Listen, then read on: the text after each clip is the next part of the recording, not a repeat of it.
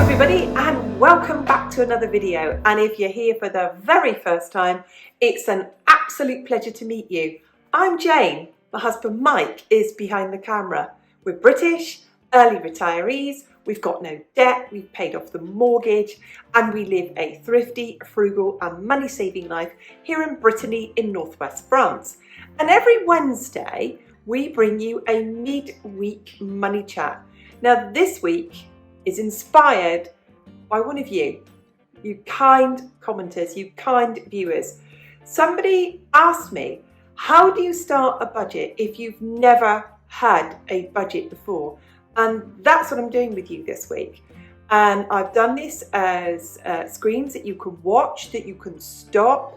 There's timestamps underneath so you can move to the bits that you're interested in. You can watch it, you can stop it, you can come back to it later, you can freeze frame it, you can screenshot it, you can print it, you can take notes. I've been as comprehensive as I possibly can be. I really hope that it's helpful to you. I wish somebody had done this for me all those years ago when I started budgeting. And I'll say this before we get into the video. It's not easy, you're going to make mistakes. It's something that you're going to need to work on and improve on. And 20 years later of budgeting, I'm still working on it. We're still working on it and improving it now. We really hope that you enjoy the video.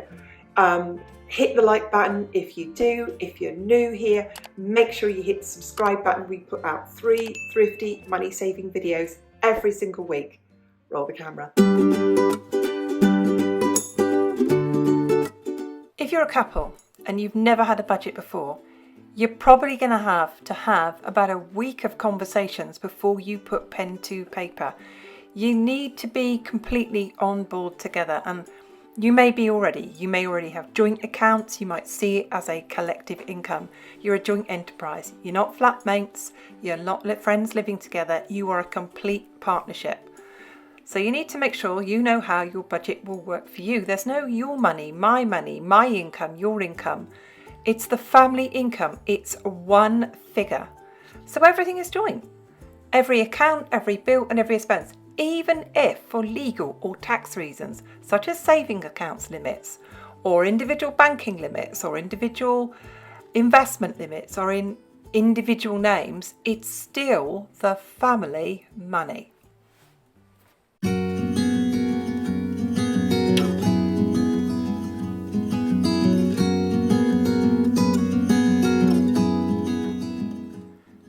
So you've come to some agreement then that you are going to jointly pool all your resources and you're going to call it the family income. But then you need to come to some kind of compromise or agreement. Maybe compromise is more important because you aren't going to agree on absolutely everything of what you want to spend your money on. Do you want to go without for a few years, 4 years, 5 years and save up for something important? Do you want to go deeply frugal? Do you not want to do that? The choice is absolutely yours. What do you want to spend your money on? What do you want to invest in? What do you want to spend on donations? What type of house do you want to have? Do you want to spend all your money on your house? Do you want to invest in property? What kind of lifestyle do you have? Do you want to be frugal or not? Budgeting isn't always about being frugal. Budgeting is simply about budgeting. Is your social group important? How much money are you going to spend on your children? How much money are you going to spend on activities, hobbies, vehicles? All of these things need to be considered because you're going to change over time and your budget will need to adapt and change over time too. So again, before you put pen to paper, this is something you might need to spend a couple of nights talking about and saying, where are we going with this budget? What do we want it for? What do we need to save for, or what do we need to compromise on?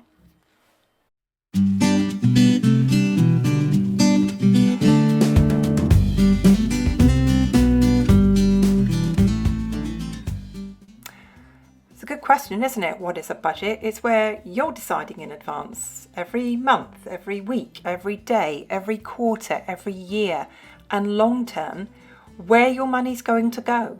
A budget isn't where you look back and think, where did my money go? You're the captain of this ship. You're directing it. You are setting sail and putting it on course of where you want your money to go. That's a budget where you decide, for example, what percentage you will save, and you'll decide in advance how much you're going to save and what you're saving for.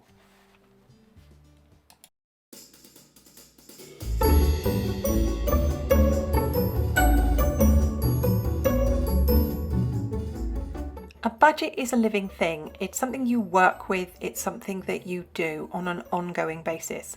So you're going to need budgeting goals. You're going to need to set aside a date or a day. As a couple, we set aside the last day of the month to have our budget written by that day. And on the first day of the month, that's our moving money into savings accounts day. So you'll need to agree on a day that you do your tracking of your spending. We track our spending every time we go shopping. We get a paper receipt, we track it, we write it in our budget books. But it's up for you to decide in advance which day of the month you'll write your budget, which day of the month you'll move money to savings accounts, or however you do that. You might automate your savings. With your budgeting goals, when you've set the days and the times that you're going to do this, whether it is setting your budget or tracking your spending, you'll then need your budget goals for what you're saving for. You might set an amount. You might want to save £500, euros or dollars by Christmas. You might have medium-term goals and want to save up 3,000 to 4,000 to have a new bathroom or a new shower fitted. You might have long-term goals and say, look, we don't want to work until we're 67. We want to retire at 60. So we're going to set aside the amount of money that we're going to need to put into our pension or however you save in whichever country you live in to meet those goals.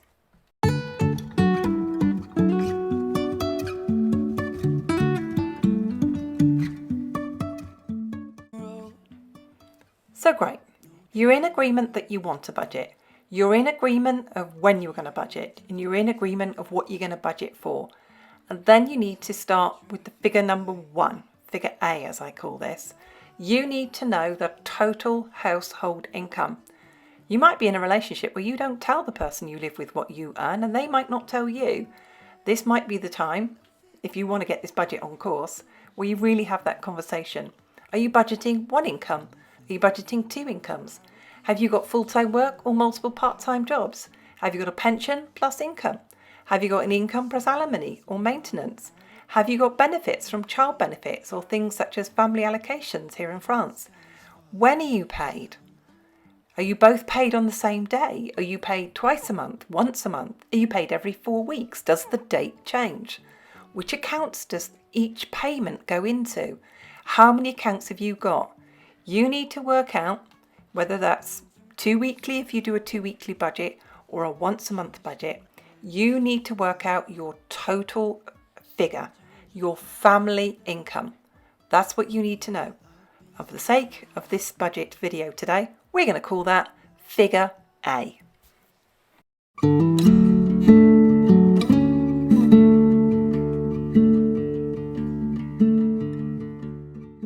So you're in agreement you want a budget, you're in agreement what you're going to do with it, and you're in agreement that you are going to organise a date and a time for this budget. Now, it's where do you put your money?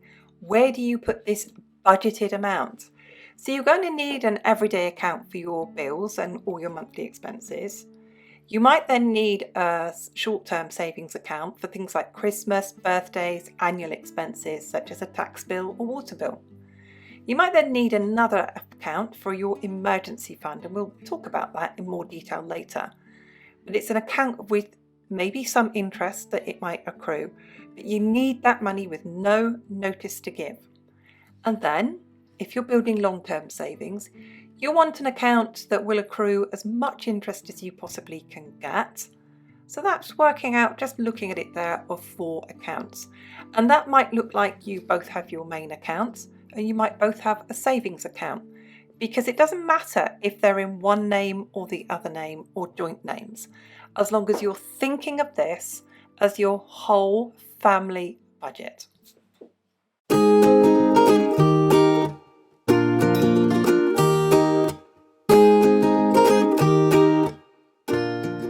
Let's talk now about housekeeping, the nuts and bolts of what you do with a budget, because it's something that gets written, and you're going to need some kind of budget book. Or maybe you're a person who is really attached to your phone and you love apps. Maybe you sit at a computer every single day and you work with spreadsheets. Whichever you choose, it needs to be something that your eyes see daily. Don't use an app if you're not an app person. Don't use a budget book if you're an app person. Don't use a spreadsheet if that's not your thing. You need to choose something that is your thing, that you access daily, because that as well is where you're going to track all of your spending. So each month you'll need to be looking at your calendar and upcoming expenses, things that are in there, because you're going to write a unique budget every month. And that's why personally, and it's only my personal opinion, you don't have to share it with me, why a budget book is really great. You physically write in it every single month. You write a new budget every single month. I always say to people, use a pencil, because if you get it wrong, you need to adapt it or change it. There's an easy thing to erase and just check it and get it right.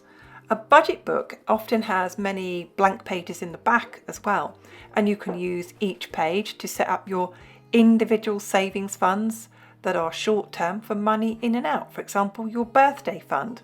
You put money in every month, and then March, up comes a birthday, you take money out and you calculate the running total. So on your chosen date each month, you will write your budget, and then you'll move monies into the right accounts that you've set up, or maybe you've got an automatic transfer. And Mike and I have variable incomes, which is exactly the reason why we share with everybody that each month is a unique budget.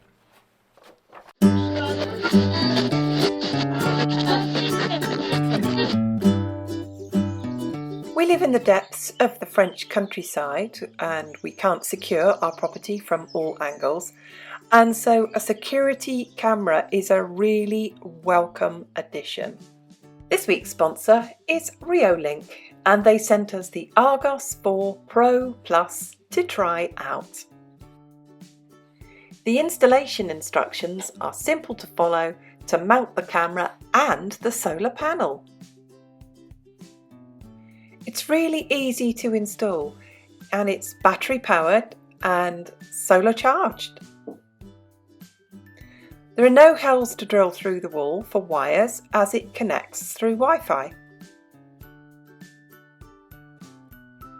It has a 4K, ultra high definition, 180 degree, blind spot free view, so the view is panoramic and sharp. It is Wi-Fi 6 ready with smooth 4K streaming. It has 30% more battery life than similar products.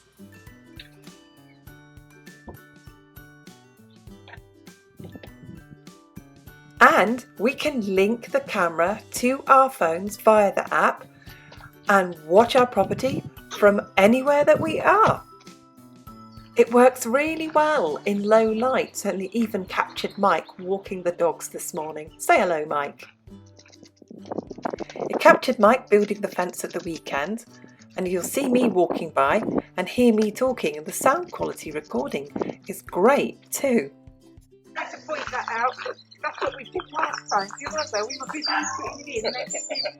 Why are they going that way? I'm just going to press the dog for 10 minutes, turn the brakes down.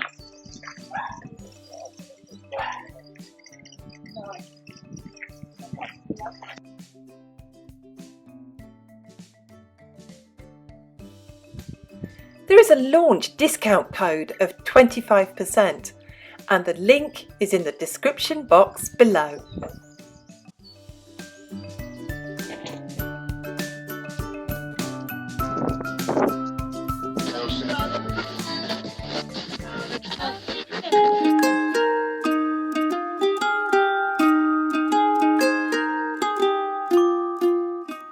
So well done.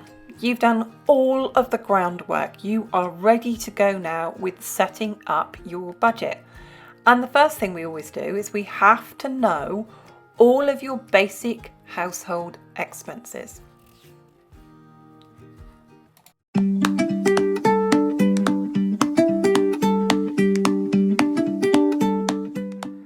Now this is where you're going to need to get on your online banking or go through all of your bank statements, and you're really going to have a look now at everything you spend your money on.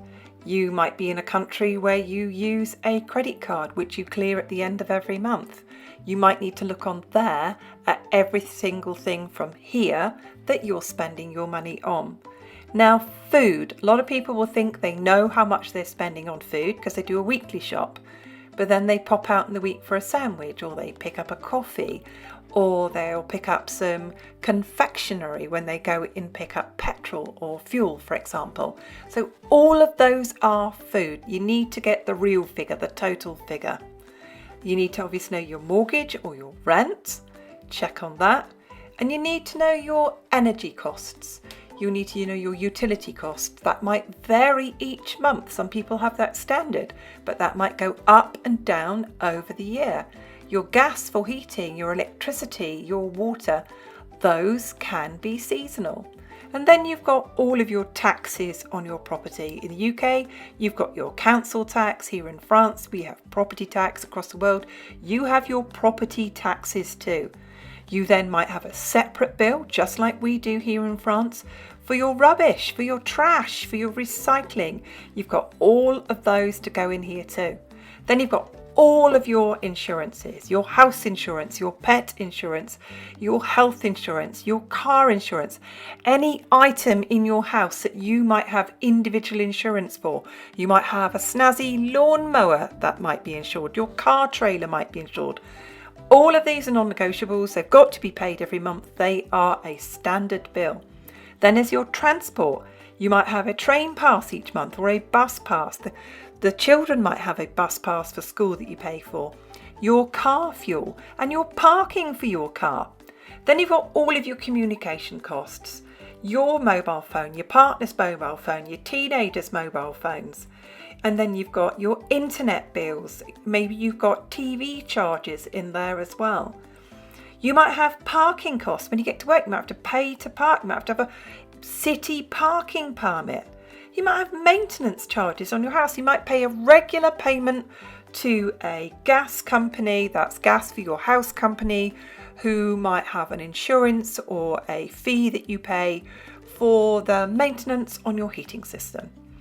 Then there are, of course, your regular debt payments. Do you owe money on a credit card? Do you have car payments? Do you have any loans that you've taken out? They've got to be paid every month.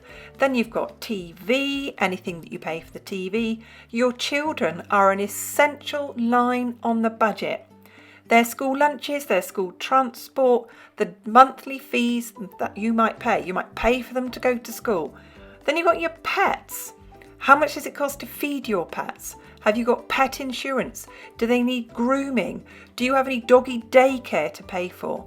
You need to find out all of your household expenses. And I might have left off household expenses that you have that I've not written here. You need to find out what they all are, and you need to be really accurate with this. And then you need to find your total monthly figure. And this is what we call figure B.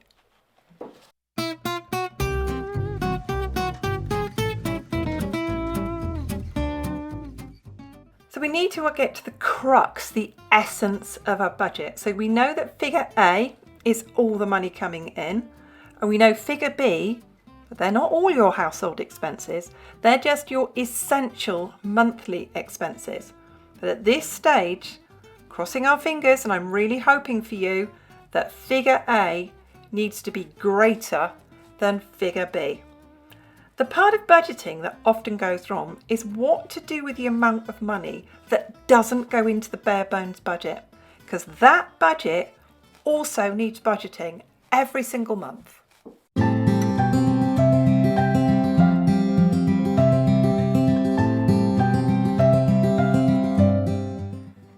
Now everything that I've got on the list here that you can just pause and read for yourself are expenses that you have occasionally or annually. So annually, your children are going to need a whole set of new school uniform. Annually, there will be school trips. Annually, there'll be fundraising at school. There'll be the Christmas fair, the summer fair, the Easter fair, there'll be sports day, there'll be after school activities and children going to birthday parties. These need budgeting. There are health matters. Your family members are going to need a dental checkup. You might, like we do here in France, have an upfront fee to go to the doctors, or you might have to pay to travel to medical appointments. You might have to pay upfront to get your eyes tested. You might have to pay upfront to get your teeth done, and then you get it back afterwards. But you need the money in your hand when you go through the door. Things like holidays, school holidays. How often do you see cases of families who come to school holidays and they've got to find suddenly extra money for childcare or suddenly extra money for school holiday activities? These are actually ongoing monthly bills. How sudden it can be that you need to get a new coat, or your boots have failed, or you need to get some new shoes. Those are ongoing bills.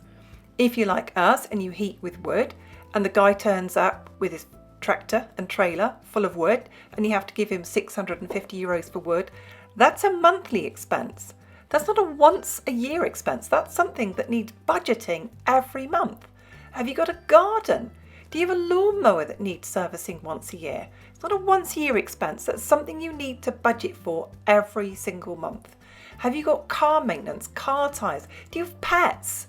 Do they have to have annual jabs or grooming 3 times a year? Or do they need to go to doggy daycare or get a dog sitter if you go away for a weekend or a week? I want you to do something really difficult now. I want you to work out, and Best Fit will do, I want you to work out what you're spending on any of or each of these items.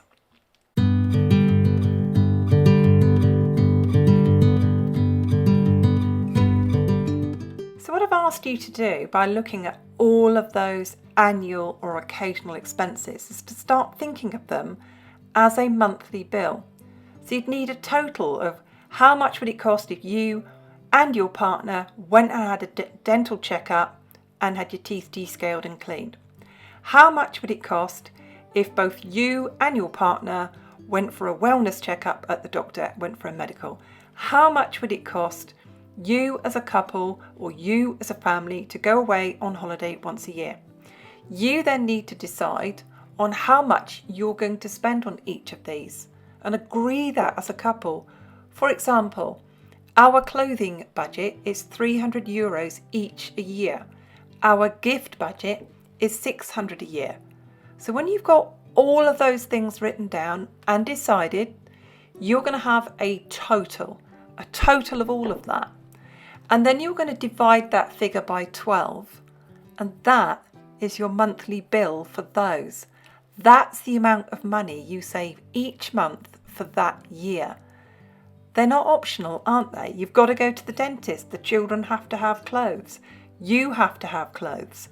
Christmas will happen. You will need to have wood if you're like us and you have wood heating, or you will have to pay in one go for your gas tank to be filled up for the heating for your house, or your oil tank to be filled up. Your pets are a bill. Once you start seeing these things, that maybe previously it was, ooh, ouch, how am I going to pay for this? This has left me absolutely broke this month. When you start seeing it as a budget, as an item on your budget, as a line, as a bill, then you can really start to get your finances under control. So these essential bills, and we're going to call these figure C, and this is important again, and I'm really hoping for you that it's working out okay, that the figure for B, which is your essential monthly expenses, and your figure for C, which is your annual and occasional expenses, combined are less than figure A. So most importantly, figure A should be greater than figure B and C combined, because figure B and C, they are bills. And don't forget, this is your budget. You can cut back anywhere you want. You can say, well, we won't do gifts. We won't have a holiday. We won't go to the opticians this year. We will cut our own hair. We won't buy any new clothes. It's your budget. You can choose whatever you want to do with it.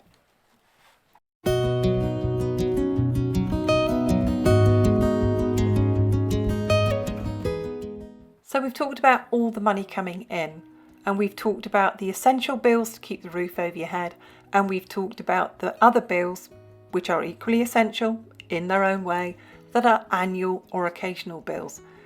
And then we'll talk about that extra money. And like I said at the beginning, I really hope that your figure A is big enough to deal with all of this. So you have to talk about savings. So budgeting for savings. Budgeting for savings before you spend is good budgeting. It's optimum budgeting. It's fantastic budgeting. Saving what is left isn't great. We've all tried that. There's never any money left because we just spend it, don't we? So you can then decide on how to save. A percentage of 10% is really good. It's more than most people. Most people aren't saving any money at all, but it's really important to set that money aside at the beginning of the month. And here's your next part I want to share with you. That line that says savings is a bill, and it's a bill that has to be paid.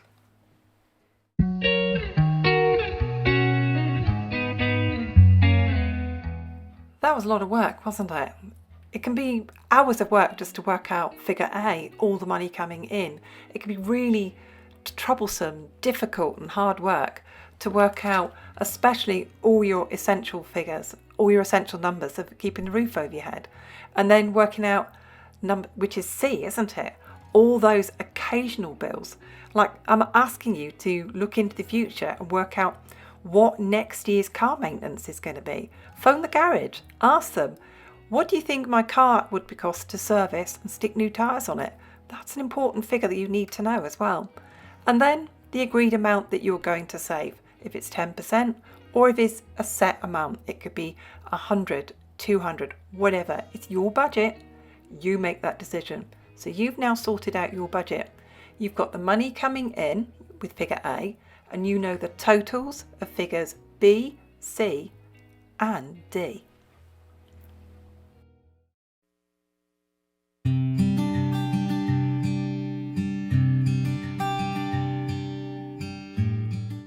Once you've worked everything out, and if there's any balance left, that's your discretionary amount of money.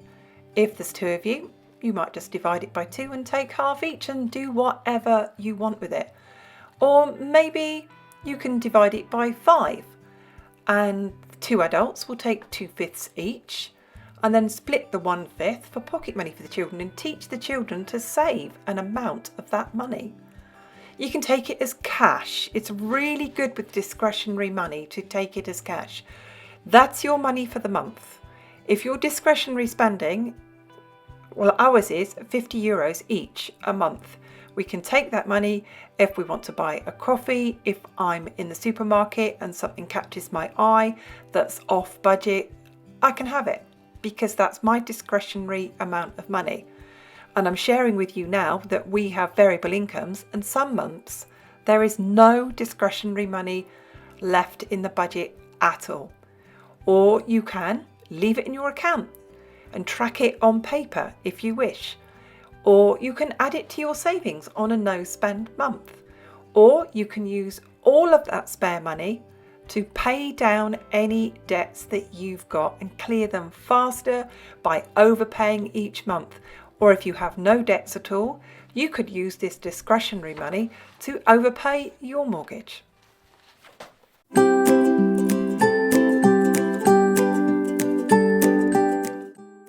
Thank you so much for watching. Thank you so much to everybody who leaves a comment. Thank you to all subscribers, old and new, and we'll see you soon. Bye for now.